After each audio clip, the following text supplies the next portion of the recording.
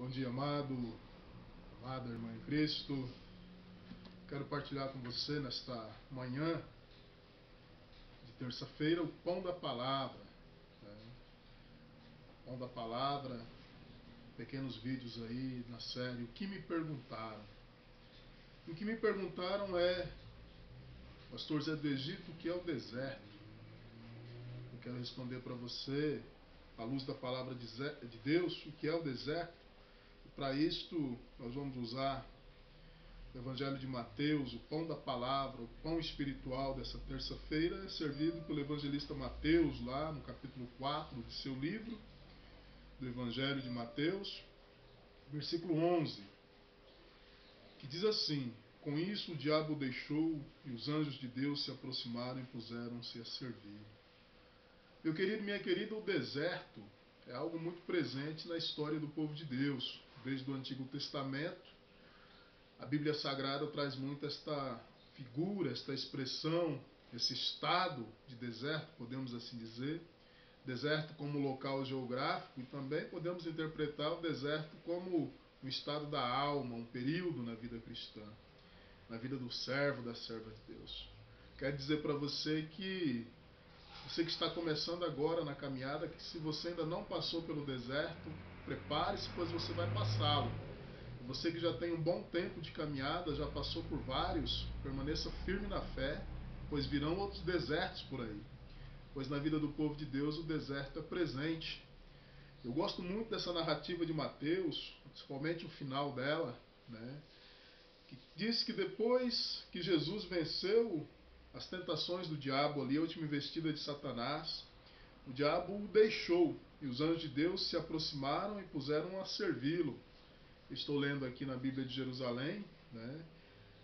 E é interessante compreendermos que o deserto ele é propósito de Deus, pois Mateus começa dizendo que Jesus foi levado pelo Espírito ao deserto para ser tentado pelo diabo. Ora, o texto é claro, não foi o diabo quem levou Jesus de Nazaré ao deserto, foi o Espírito Santo de Deus. Então, o deserto é propósito de Deus, é Deus quem leva para o deserto. O Espírito Santo levou a Jesus de Nazaré para o deserto, mas o agente da tentação, da provação, foi o inimigo, o príncipe das trevas, o inimigo de nossas almas. O deserto ele aparece nas mais diversas literaturas cristãs, desde a Igreja Ortodoxa, né, a Igreja Católica Romana, Igreja Protestante também. Influenciou muito aí a John Wesley, né, o patrono do metodismo. John Wesley gostava de ler os padres do deserto, né? E os padres do deserto escreviam muito sobre a espiritualidade do deserto. Então, o que é o deserto, meu querido? O deserto é um tempo de provação. É um período de estio da alma, né? João da Cruz ele chama de a noite escura da alma, né? Numa linguagem hoje, como diz uma canção aí muito bonita, né? A noite traiçoeira, é aquele período em que nós nos sentimos só, né? De aridez espiritual, um período aí em que muitas vezes a impressão que se tem é que Deus se ausentou e nós somos tentados a clamar assim como Jesus: Deus meu, por que me desamparastes? Né? É aquele período assim tal qual lá no Getsemane, que a nossa alma se encontra em agonia, né? E nós olhamos do lado e os amigos estão dormindo, assim como aconteceu com Jesus. Mas, assim como aconteceu com Jesus lá no Getsemane, quando os homens não puderam servi-lo, aqui no final do deserto também acontece o mesmo. Os anjos de Deus vêm e nos servem. Não ore a Deus pedindo para Ele livrar você do deserto. Ele não vai livrar. Ore a Deus pedindo que lhe dê sabedoria, que lhe dê perseverança, né, para passar pelo deserto. Porque é necessária a passagem pelo deserto. Os homens de Deus, a exemplo de Moisés e do próprio Filho de Deus, não escaparam do deserto. Então não se iluda, meu querido, achando que você vai escapar. Vai terminar um e virar outro, mas contudo no deserto Deus está presente. Assim como ele se manifestou na vida de Agar, a egípcia, e abriu os olhos dela e fez com que ela enxergasse ali, né, aquela fonte, saciasse a sede de Ismael e também dela, Deus fará na sua vida. O final do deserto tem bênção. Deus não vai te livrar do deserto, porque antes da bênção chegar, antes de entrarmos na terra prometida, é necessário passar pelo deserto. Deus poderia ter feito com que o povo chegasse à terra prometida sem trilhar pelo deserto, mas ele escolheu diferente.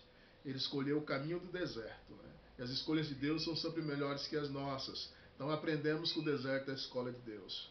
Eu saí ontem do hospital, depois de 4 dias internado. Fiquei ali no Hospital das Cias, né, podendo meditar um pouco. Quem acompanha lá o meu blog viu que na semana passada eu escrevi lá um pequeno artigo, né? O meu blog, o Brasil Metodista, ali é o local onde eu desabafo, onde eu critico, né? Onde eu muitas vezes dou algumas cacetadas, levo outras também. Então eu escrevi lá um artigo dizendo que eu estava me sentindo só, sentindo uma solidão, né? Uma angústia. Alguns amigos foram ali escrever algumas mensagens de consolação e em seguida fiquei doente, né? Febre, dor de cabeça, e Deus me levou para o hospital ali, para a minha caverna, ali foi meu período de deserto, onde eu pude ser tratado, cuidado por Deus ali, pude sentir o carinho da igreja, dos irmãos que visitavam, dos irmãos que ligavam, das enfermeiras ali, né? Então, o deserto é um tempo onde Deus, ele parece longe da gente, mas na realidade ele está próximo. Ele está próximo, cuidando da gente, tratando da gente, né? É a escola de Deus. E eu glorifico a Deus pelos desertos que já passei. Nesses 13 anos de caminhada foram muitos, né? Mas o Senhor sempre esteve comigo. Ainda que andemos pelo vale da sombra da morte, o Senhor está conosco. O deserto é um vale árido, é um local sem vida, mas Deus está presente. Deus nos leva nos braços dele. Assim como Elias na caverna, Deus se manifesta da forma mais, muitas vezes, imperceptível, né? Num cicio suave, assim Deus também faz no deserto. E olha, quero dizer para você, uma das maneiras que Deus mais usa para se manifestar no deserto de nossas vidas é por meio de pessoas. Ele manda pessoas, ele manda amigos, ele manda pessoas que vai lá, nos dá um carinho, que nos abençoa, que fala conosco, que nos ouve, que nos orienta. Os anjos que Deus usa hoje para nos servir, assim como usou para servir Jesus no final da tentação, meu amigo, minha amiga, não são anjos sobrenaturais, são anjos naturais. Você pode ser anjo de Deus para ajudar o seu irmão a vencer o deserto na vida dele. E Deus usou de muitas pessoas nesses dias que eu estive internado. Ainda estou um pouco ofegante, cansado, tenho algumas injeções para tomar ainda, né? Alguns medicamentos para tomar, mas nesses 4 dias de deserto ali eu pude sentir o amor de Deus na minha vida através das pessoas. Deus enviou anjos que me serviram, né? Anjas do Senhor, né? Pessoas humanas que manifestaram carinho humano e que oraram comigo. Então o deserto é isso. O deserto é tempo de provação, é a escola de Deus, mas o deserto aponta para a bênção. Não murmure quando você estiver no deserto. Glorifique a Deus. Peça a Deus que lhe dê força, porque o que vai fazer diferença no deserto, que é inevitável vir na sua vida, é como você se comporta. Então não blasfeme, não murmure, ore ao Senhor, permaneça firme na fé, porque Deus tem bênção para você. No final desse deserto, meu querido, minha querida, tem um oásis, anjos e anjas de Deus, para te servir, para te consolar e te fortalecer. Que Deus abençoe sua vida, que Deus lhe conceda muita paz, saúde física e espiritual. Fica na graça e na paz do Senhor e até o próximo O que me perguntaram e o que eu respondi. Obrigado.